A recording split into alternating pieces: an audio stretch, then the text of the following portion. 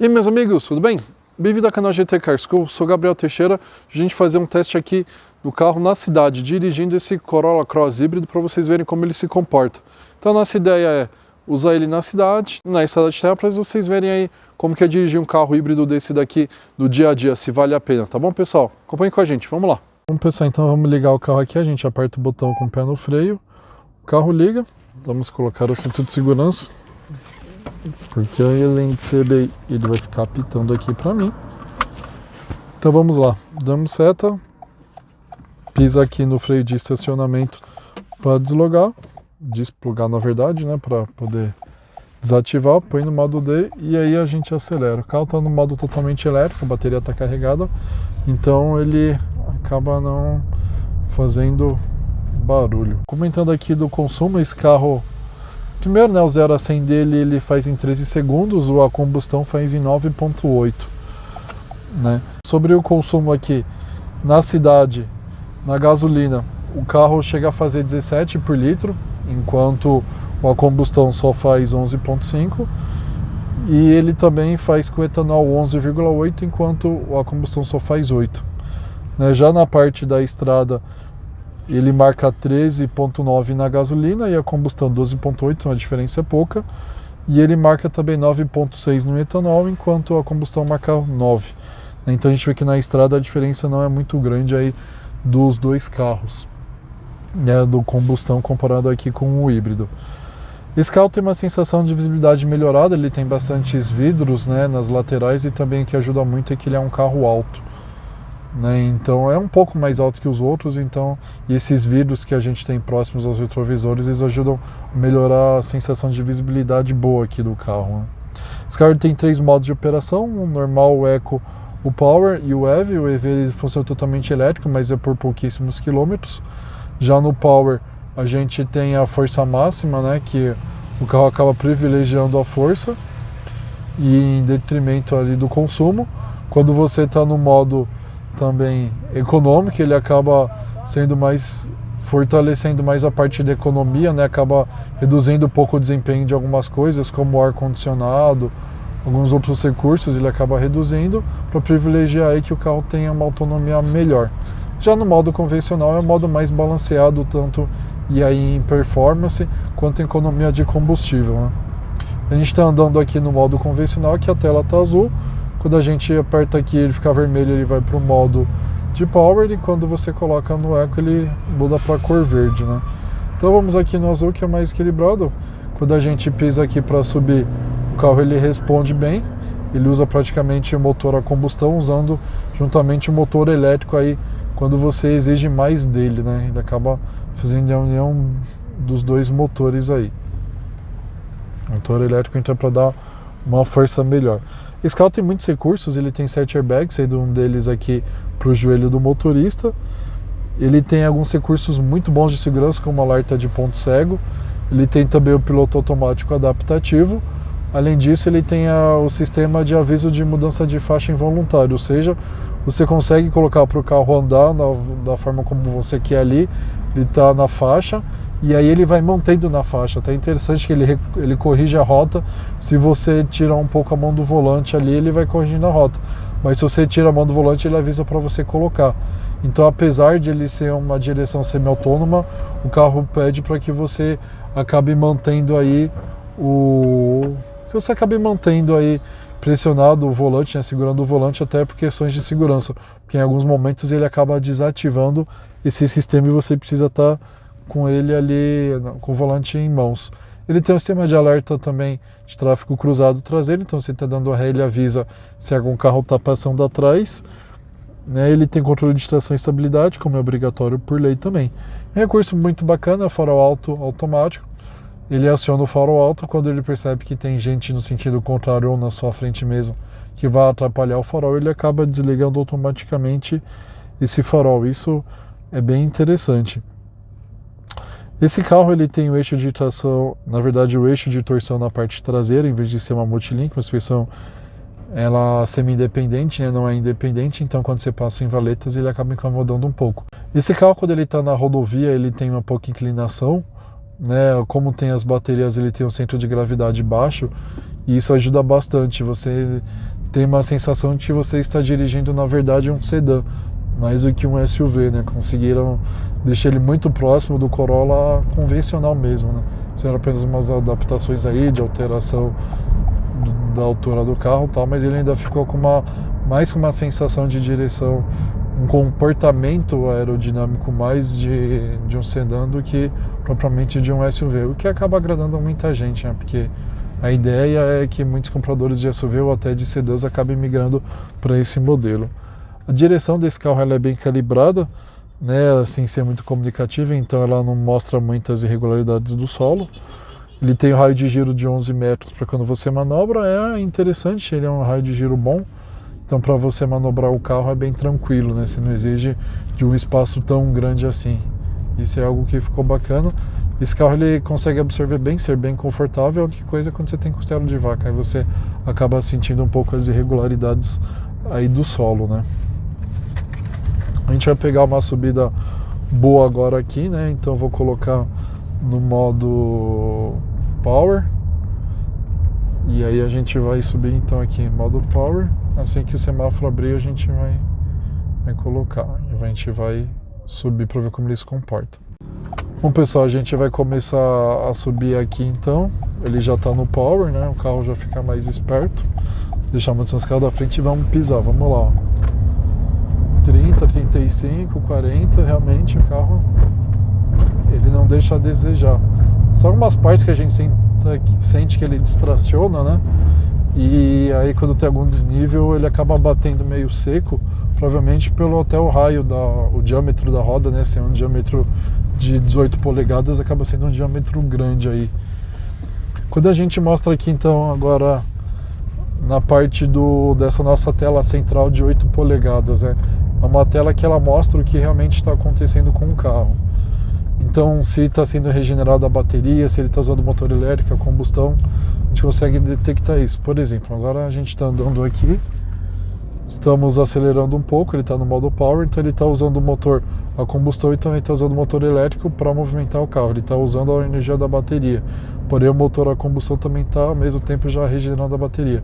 Quando você solta o pé do acelerador, o motor elétrico está regenerando a bateria.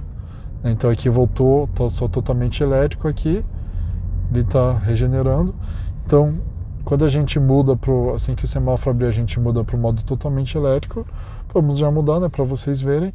E aí ele fica só, o modo totalmente elétrico, ele está jogando energia para movimentar. O carro está totalmente parado, então nem motor a combustão, nem motor elétrico, nenhum deles está em operação. Agora que o semáforo abriu, a gente volta a acelerar, o carro está totalmente silencioso, totalmente elétrico, ele está consumindo a bateria. Então a gente percebe que ele está vindo da bateria mudando para cá. Vamos colocar então para o modo normal aqui de operação. Quando você pisa um pouco mais, ó, aí você sente, pronto, aí ele foi lá e acionou, ele avisa que saiu do modo elétrico e aciona o motor a combustão. Parou de forçar, usa regenerativo, está andando de boa até uns 20 por hora, aí ele vai usar só o elétrico. Pisou um pouquinho mais, ele sentiu que você quer um pouco mais, ele já aciona a combustão. Quando você põe no modo eco, aí ele acaba privilegiando bastante o elétrico, né? A gente está andando de boa aí, até 40 por hora andando tranquilo, ele usa só a parte elétrica. Isso que é o segredo, na verdade, de economia. Por isso que ele é um carro muito mais econômico na cidade, no trecho urbano, do que no rodoviário. Porque rodoviário você tem menos frenagens, você utiliza velocidades mais altas também, que é onde o motor a combustão acaba sendo mais eficiente. Até porque uma bateria aqui ela não é plug-in, né? Não é um híbrido plug-in, então a autonomia elétrica dele acaba sendo bem menor. Uma parte bem interessante desse carro também são os retrovisores, eles são bem grandes, então ele ajuda bastante na visibilidade, isso é muito bacana. A câmera de ré também tem uma qualidade muito boa. Os faróis em LED ajudam, o LED ele é só, na verdade, só a versão mais básica que não vem, e ele ajuda muito, principalmente em estrada. Quando a gente usou também em estrada de terra, a gente pegou uns trechos com mais árvores, ele ajudou muito a iluminar também. Ele clareia muito bem, a gente vê que a diferença do farol LED é outra coisa, é bem interessante. Os limpadores traseiros, né, tem limpador dianteiro e traseiro, funcionam bem também. Ele tem freio a disco aqui nas 4 rodas, se você precisar frear rápido, como eu precisei uma vez, é muito bom o freio dele. Ele realmente consegue responder muito rápido, ele consegue frear rápido sem te jogar tanto para frente, né? Esse é algo que é interessante do freio a disco. Muitas vezes o freio a tambor ele não divide também a frenagem, você tem aquela sensação de toda a carga ser jogada para frente. Ele é um carro híbrido, o desempenho dele é satisfatório, né? Os motores elétricos ajudam aí na parte da arrancada e tem um funcionamento bem silencioso. Mas se você realmente quer uma performance boa, um desempenho melhor, é mais interessante você ir para o motor 2.0 aí aspirado, né? Que acaba sendo mais interessante aí nessa questão aí do desempenho. Quando você está no modo totalmente elétrico, o carro ele roda pouco, né? A duração é curta. Requer também pressão mínima do pedal. Se você acelerar muito, ele acaba mudando automaticamente pro modo a combustão e aí você acaba perdendo a economia grande que você teria, né? Ali lembrar, como eu havia mencionado, apesar do carro ter 5 anos de garantia, as questões aí como suspensão, a parte do multimídia, revestimento dos bancos, todos têm apenas 3 anos de garantia, né? E a questão do sistema híbrido, 8 anos. Bom, pessoal, então vamos ligar o carro aqui, tá zerado conforme a gente tinha falado, e vamos sair com ele. A gente pisa no freio de pé aqui e vamos seguir. Bom, como eu falei para vocês aqui, a gente vai colocar no modo Power, né, que é o modo que dá mais força para o carro aí para ver como que vai o consumo. Então, em mod Power, então vamos lá, né? Pisca alerta, vamos desativar o pisca alerta e vamos subir. É um carro que não é muito indicado para a estrada de terra, porque ele, na verdade, não é um carro tão alto, né? Como a gente havia falado, ele tem praticamente 13 centímetros a mais aí do que o Corolla convencional, né? Então não é uma altura assim que te deixa tranquilo para andar na terra. Mas, né, como ele tem essa proposta de cross, teoricamente ele teria que aguentar um pouco aí de chão batido. Esse modelo aqui ele é a Special Edition, né? A edição especial, que é o top da gama. E aí ele tem algumas coisas como esse apoio para as pessoas subirem no carro, né, para facilitar o acesso. É um recurso interessante, né? Dá uma aparência mais off-road, mas raramente alguém vai colocar esse carro na terra, até porque não é a proposta dele, né? Ele é um carro que foi efetivamente pensado muito na cidade. É um aventureiro urbano, como costumam a dizer. A gente andando aqui numa estrada que ela é um pouco esburacada, né? A estrada de terra ela tem algumas trepidações, umas costelas de vaca, e quando tem essas costelas a gente sente que o carro não fica muito confortável, né? Acaba sendo um pouco desconfortável essas costelas, ele acaba trepidando um pouco. Até porque ele usa um perfil baixo de pneu, né? Perfil 50, e ele usa uma roda aí de diâmetro grande, ele usa um aro 18, né? Então o pneu acaba não sendo muito apropriado para esse tipo de uso. Porém ele absorve relativamente bem, né? Nessas imperfeições do asfalto aqui, a suspensão consegue trabalhar muito bem, né? Consegue te dar um bom conforto. Só quando você passa por aquelas ondulações mesmo, aí você sente bastante, né? Em buraco também, às vezes ele acaba fazendo um barulho de uma queda um pouco mais seca, né? Mas esse carro aqui, diferente do Corolla, ele utiliza eixo de torção traseiro, né? A suspensão traseira, ou seja, uma suspensão semi-independente. Qual é o problema disso? Quando você anda na terra, você sente um pouco, principalmente quando você passa em vias desniveladas, onde tem uma diferença de desnível entre a roda direita e a esquerda, né? E aí pode fazer com que o carro fique um pouco mais desconfortável, que uma das rodas acabe saindo do chão, né? E você sinta um pouco mais essa sensação aí de como se a carroceria realmente estivesse torcendo. Então aqui agora a gente vai subir, né? Uma ladeirinha aqui na terra. Apesar de ser estrada de terra aqui, tem umas pedrinhas, mas não é nada absurdo, né? A gente não tem erosões, não tem nada demais, né? Mas é praticamente pedrinhas aqui na estrada. O que mais que acontece é acaba batendo na parte de baixo aí do carro, né? Mas a gente não é uma estrada que ninguém passe ou só de jipeiro, né? Essa estrada que a gente está utilizando é uma estrada boa, relativamente boa, né? Apesar de ela ser de terra, mas é uma estrada que eles estão arrumando, inclusive é uma estrada que no começo dela já está sendo asfaltada. Então provavelmente daqui a um tempo teremos que fazer o teste em outro local. rápido for um teste assim na terra, né? Mas ele sobe bem, aqui tranquilamente, a gente não sente grandes problemas também. A distância do solo não impediu que a gente passasse por algum lugar ou que o carro não subisse, né? Ele está indo super tranquilo. Nas subidinhas você aperta um pouco mais e ele vai. Só o consumo provavelmente não vai ser muito bom. Quando a gente olha aqui na parte do painel do cluster, ele mostra grande parte do tempo, praticamente o tempo todo, aqui no power, né, no motor a combustão. Ou seja, nesse uso aqui, raramente ele vai utilizar um motor elétrico aí para auxiliar, né? Praticamente é um motor a combustão puro que é utilizado, até porque acaba exigindo um pouco mais aí do carro, né? Rotações um pouco mais altas, aclives aí que o motor elétrico sozinho não daria conta. Até porque o motor elétrico ele é mais apropriado para a cidade e também para baixas rotações, né? Ele entrega o torque imediato, porém, em rotações mais altas ele acaba perdendo a sua eficiência. Vale lembrar que nós estamos nesse teste com 3 pessoas, eu estou à frente e temos mais 2 pessoas atrás. Então o carro deve estar com uma carga de um pouco mais aí de 200 kg talvez, ou em torno de 200 kg mesmo.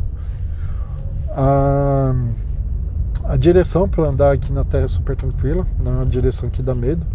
Esse carro também, como ele tem um controle de estabilidade, principalmente o de tração, ajuda muito na terra, porque em aclives grandes, onde principalmente em estrada de terra, né, ele ajuda a não perder o atrito do pneu com o solo, né, ajuda a não perder esse contato. Quando o carro sente que realmente vai derrapar, ele para um pouco a tração, né, ele vai maneirando essa tração, ele vai controlando de uma forma que o carro consiga sair. Porque se você mandar a tração toda de uma vez, provavelmente o carro vai patinar e não vai sair do lugar. Agora que a gente está na parte mais reta, né, não tem tantos aclives, a gente percebe que o carro trabalha mais agora na parte elétrica, né? Então a autonomia já deve melhorar um pouco, né? E o consumo já deve melhorar aí por causa disso. Um pneu assim também não é tão aconselhável para terra, porque não é um pneu de uso misto, né? É um pneu totalmente de asfalto. Porém, por uma estradinha assim arrumadinha é tranquilo, até porque muita gente gosta de SUV para às vezes o fim de semana ir numa cachoeira, num mirante, numa estradinha de terra que seja mais tranquilo. Aqui mesmo, às vezes você vê Civics, Corollas, outros carros desse mesmo segmento passando por aqui, né? Ou seja, carros baixos. Temos uma subida grande aqui também, vamos pisar, nem precisa pisar tanto, né? O carro consegue desenvolver aí muito bem, consegue subir tranquilamente, não precisa nem com o pé tão embaixo, né? Esse motor 1.8 ciclo Articson, ele acaba sendo muito bom, acaba atendendo muito bem aí para essa necessidade, né? Não é tão eficiente em alguns casos, mas aqui está suprindo bem. Bom, temos aqui também 2 subidas, uma atrás da outra, o pé não está tão embaixo, está bem tranquilo, até se tiver um buraco tem mais chances da gente desviar, e vai de boa, o carro não canta pneu.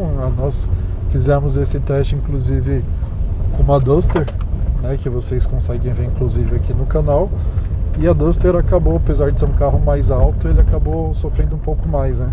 Ela usa o motor 1.6 de ciclo comum, ciclo Otto, mas mesmo assim ela acabou sofrendo um pouco mais do que esse daqui.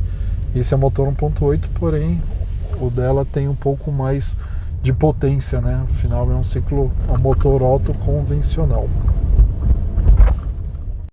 Aqui essa parte um pouco mais escura, até porque as árvores estão fechando, e a gente consegue perceber que por ele ser full LED, os faróis, ele acaba iluminando bem, ajuda bastante aqui na visibilidade. Tá certo que não está muito escuro ainda, mas você já percebe que ele dá uma certa claridade na lateral da mata, isso daí é bem perceptível. Bom pessoal, é isso aí, espero que vocês tenham gostado aí no nosso teste de direção do carro.